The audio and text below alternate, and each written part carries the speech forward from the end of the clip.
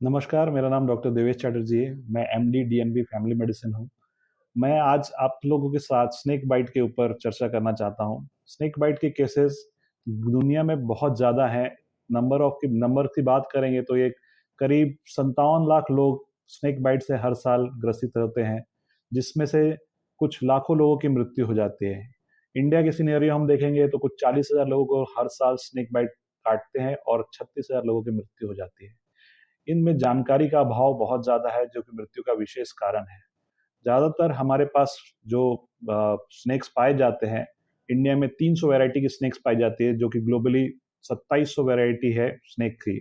इसमें से मात्र 52 स्नेक्स ही हैं जो कि पॉइज़नस हैं, और उसमें से भी कुछ जो कि 4 ही प्रकार के स्नेक्स हैं ज़्यादातर, जो कि हम लोग को काटते हैं और पॉइज़न वाले होते हैं, जिसमें कि कोबरा है, किंग कोबरा, करैत, वाइपर्स की दूसरी प्रजाति भी होती है। एक रसल वाइपर होता है, एक स्केल्ड वाइपर भी रहता है।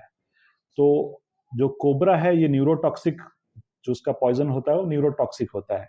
जो वाइपर्स होते हैं उसका वास्कुलर टॉक्सिक पॉइजन होता है, जो कि ब्लीडिंग कराता है। और जो अदर टाइप्स हैं, जो कि रसल्स हैं और ये है, उसमें मायोटॉक्सिक वगैरह, सी स्नेक्स वगैरह होते हैं, वो मायोटॉक्सिक होता है, जो मसल इंजरी वगैरह कराते हैं। ठीक है।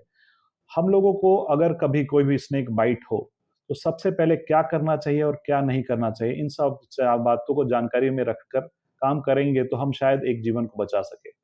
स्नेक बाइट के बाद अगर कोई व्यक्ति 30 मिनट के अंदर अंदर तक पास के कोई नजदीकी पीएचसी या सीएचसी पहुंच जाता है, तो वहां पे एंटी स्नेक वेनम की उपलब्धता होती है।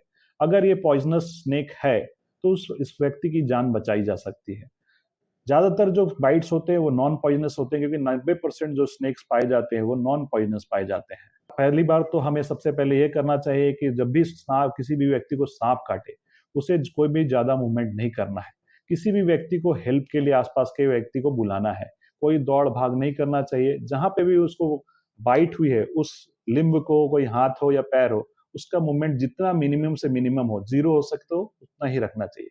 उस पे कोई इंसिजन नहीं देना है, उसे कोई काट फिट नहीं करना है, उसे मुंह से चूस करके खून निकालने की कोशिश नहीं करना चाहिए।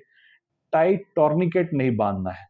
अगर आपको अस्पताल पहुंचने में 30 मिनट से ज्यादा है, अगर 30 मिनट में अगर आप नहीं पहुंच सकते, तब किसी स्पेशलिस्ट फील्ड मेडिकल, अगर आसपास कोई है जो कंपाउंडर या कोई भी मेडिकल स्टाफ है, उनके द्वारा एक क्रेप बैंडेज, जो कि 1 इंची का गैप रख के उस जहां पे स्नेक बाइट हुआ है उसके ऊपर भी बांधना चाहिए, और पूरे हाथ को स्प्लिंट करते हुए, जिसके कारण से वो हाथ आगे मूवमेंट नहीं कर सके, या पैर जहां पे भी काटा गया है, पूरे हाथ पे लूजली एक फिंगर का गैप रख के उसको बांधा जा सकता है। दूसरी बात, कभी भी उस सांप को मारने के पीछे भागना नहीं है। ठीक है। अगर कोई स्किल्ड पर्सन है जो कि आसपास रहता है, जो कि फॉरेस्ट डिपार्टमेंट से वो सांप पकड़ सकता है, तभी उसके पीछे वो सांप को कैच करे और आइडेंटिफाई करने की कोशिश करे।